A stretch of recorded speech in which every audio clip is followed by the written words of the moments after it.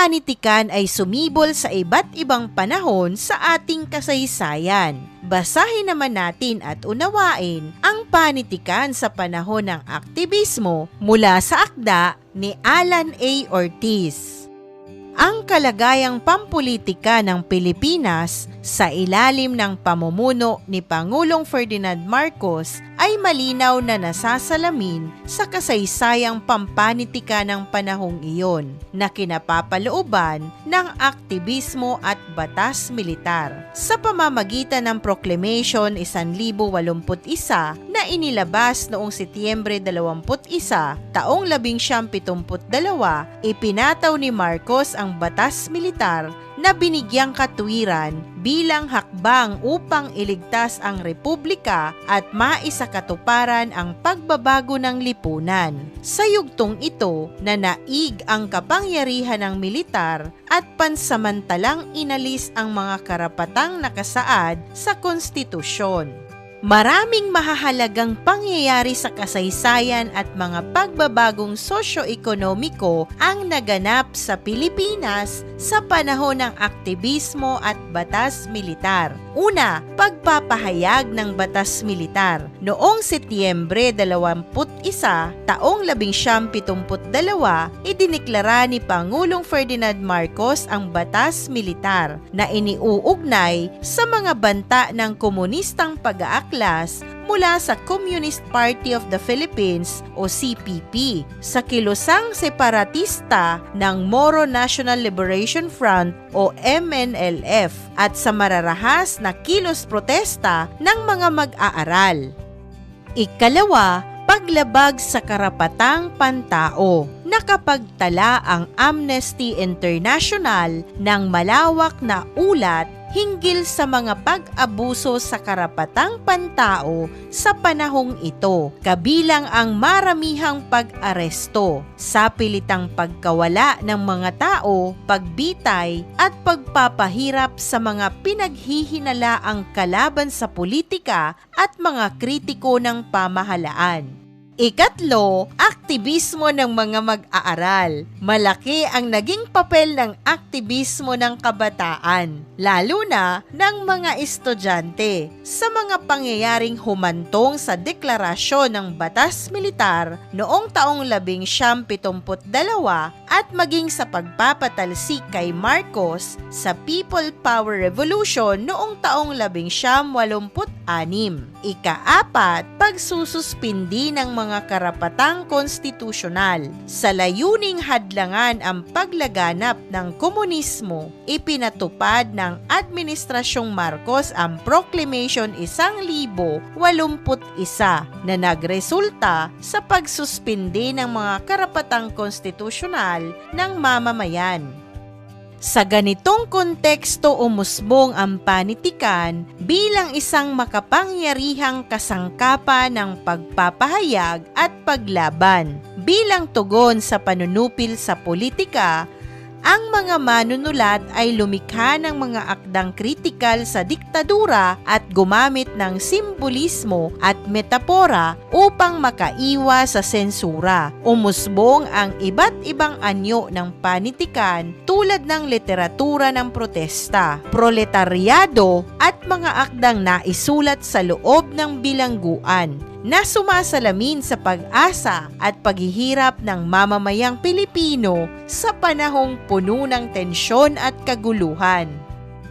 Naging mahalagang daluyan ang panitikan sa pagpapahayag ng pagtutol laban sa pamahalaan ni Pangulong Ferdinand Marcos mula taong 1972 hanggang taong 1981 sa panahon ng pagpapatupad ng batas militar. Kabilang sa mga anyong ginamit ng mga manunulat ang panitikang protesta, panitikang proletaryo at panitikang nalikha sa loob ng piitan. Sa panahong ito rin umusbong ang mga kilalang personalidad at akdang pampanitikan na naglalarawan ng realidad ng lipunan at personal na karanasan sa ilalim ng batas militar, gaya na lamang ng Maring Mencia ni Fanny A. Garcia. Dekada 70 ni Luwalhati Bautista, Aking Kapatid, Aking Berdugo ni Francisco Sionil Jose at sa pagkamatay ng isang newsboy ni Lamberto E. Antonio. Sa pamamagitan ng mga akdang ito, mas naunawaan at napanatili sa alaala ang malalim na epekto ng batas militar sa lipunan at kultura ng Pilipinas. Sa kabuuan, ang panitikan sa panahon ng aktibismo at batas militar ay nagsisilbing balangkas ng mahahalagang puwersang pampolitika at panlipunan na humubog sa kasaysayan ng bansa. Nabasa natin ang teksto tungkol sa kasaysayan ng panitikan sa panahon ng aktibismo. Dumako tayo sa pagsusuri. Narito ang mahalagang tanong ukol sa tekstong ating binasa. Unang tanong, batay sa tekstong binasa, ano ang mga positibong epekto sa bansa ng martial law? Narito ang maaari mong gabay na sagot. Batay sa teksto, ang idiniklarang martial law sa pamamagitan ng Proclamation 1081 ay iniharap ng pamahalaan bilang isang hakbang upang iligtas ang republika at magsagawa ng pagbabago sa lipunan. Layunin nitong supilin ang mga banta sa seguridad ng bansa tulad ng komunistang insurhensya ng CPP, kilusang separatista ng MNLF, at mararahas na kilos protesta ng mga estudyante. Sa pananaw ng pamahalaan, ito ay para maibalik ang kaayusan at magkaroon ng kontrol sa lumalalang kaguluhan sa lipunan.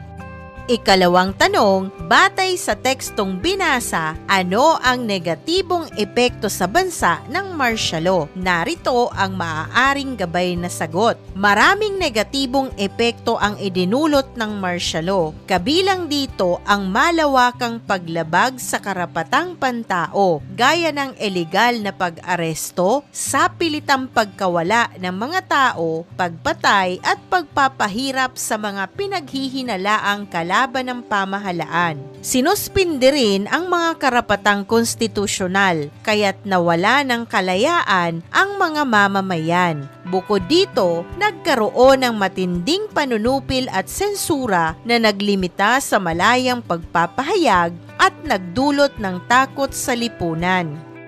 Ikatlong tanong, ano ang dahilan kung bakit maraming tao ang tumututol sa pamahalaan matapos ideklara ang martial law? Narito ang maaari mong gabay na sagot. Maraming mamamayan ang tumututol sa pamahalaan dahil sa mga pag-abuso at panunupil na naganap sa ilalim ng batas militar. Ang pagkawala ng mga pangunahing karapatan tulad ng kalayaan sa pananalita at pamamahayag ay nagdulot ng matinding dissatisfaction. Dagdag pa nito ang mga ulat ng paglabag sa karapatang pantao at ang paggamit ng kapangyarihang militar laban sa mga kritiko ay nagpasiklab ng galit at paglaban ng mamamayan, kabilang na ang aktibismo ng mga estudyante.